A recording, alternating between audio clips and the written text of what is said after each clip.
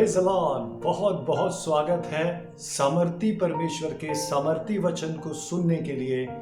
रूत की पुस्तक उसका 4 अध्याय उसकी 11वीं आयत, जब बोआज रूत को छुड़ाने के अधिकार को प्राप्त कर लेता है और उससे विवाह के लिए राजी होता है, तब सुने बाइबल में लिखा है पुरनिये और वहां के लोग बोआज को ब्लेसिंग देते हैं, आशीषित शब्दों से उसे आशीषित करते हैं। 4 अध्याय 11वीं आयत। तब फाटक के पास जितने लोग थे उन्होंने और वृद्ध लोगों ने कहा, हम साक्षी हैं, यह जो स्त्री तेरे घर में आती है उसको यहोवा इज़राइल के घराने की 2 उपजने वाली राहेल और लिया के समान करे, और तू एप्राता में वीरता करे और बैतलहम में तेरा बड़ा नाम हो।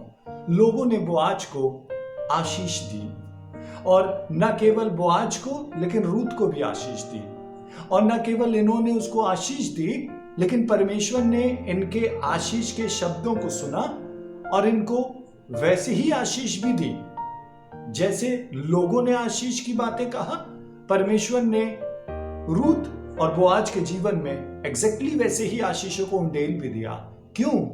क्योंकि सिर्फ ये इंपॉर्टेंट नहीं है कि लोगों ने इनको आशीष दी, लेकिन उससे भी इंपॉर्टेंट ये है कि इन्होंने एक ऐसा जीवन जिया कि लोगों की आशीष इनके जीवन में ठहर पाई, बनी रही।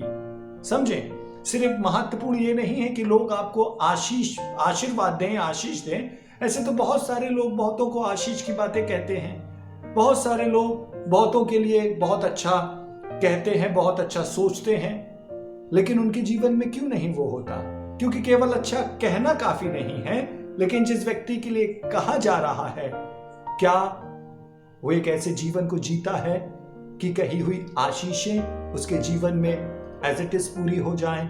क्योंकि यीशु मसीह ने इसके विषय एक बहुत खूबसूरत बात कहा। जब यीशु मसीह ने चेलों को मिनिस्ट्री के लिए भेजा, तब यीशु मसीह ने कहा, मत्ती रचित सुसमाचार उसका 10वां अध्याय उसकी 11वीं आयत से सुने, जिस किसी नगर या गांव में जाओ तो पता लगाओ कि वहां कौन योग्य है, और जब तक वहां से ना निकलो उसी के यहां रहो। यीशु मसीह ने कहा, ऐसे ही किसी के यहां जाके मत रुक जाना, लेकिन पता लगाओ कि योग्य कौन है तुम्हारा खर्चा भी उठाने के और व्यक्तिगत जीवन में भी। और उसके बाद यीशु मसीह ने कहा, घर में प्रवेश करते हुए उसको आशीष देना। अब समझें, वहां पे लोगों ने, वृद्ध लोगों ने और फाटक में बैठे लोगों ने रूत और बोआज को आशीष दी, और यहां पे यीशु मसीह कह रहा है जिस घर में जाओ उनको आशीष देना।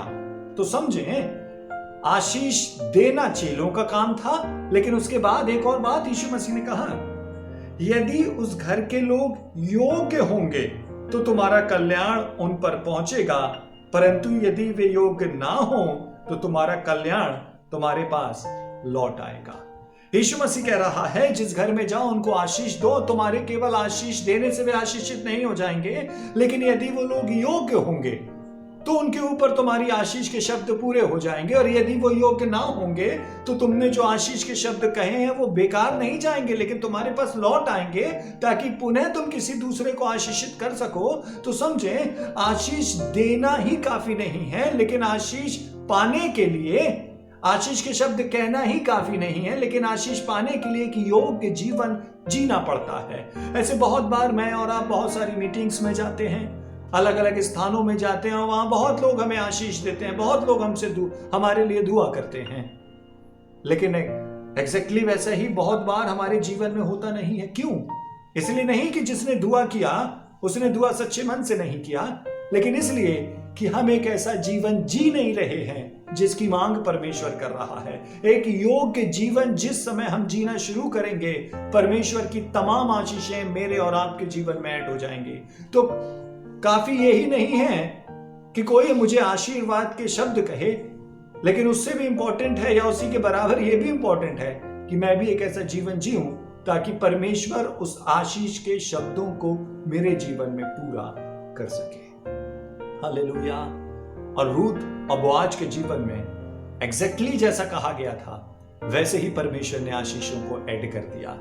यदि मैं और आप एक अच्छा जीवन जिएंगे तब कोई हमें साधारण से शब्दों में भी आशीष देगा।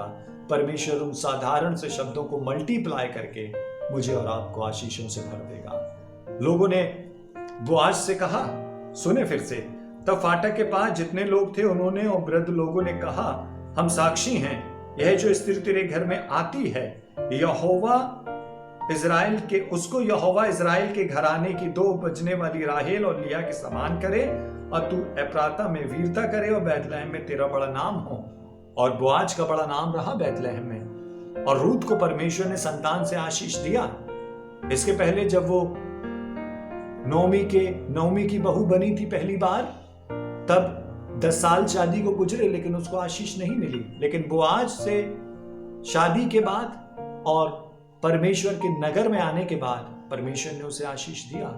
और पेरेस की सी आशीष लोगों ने उसको कहा।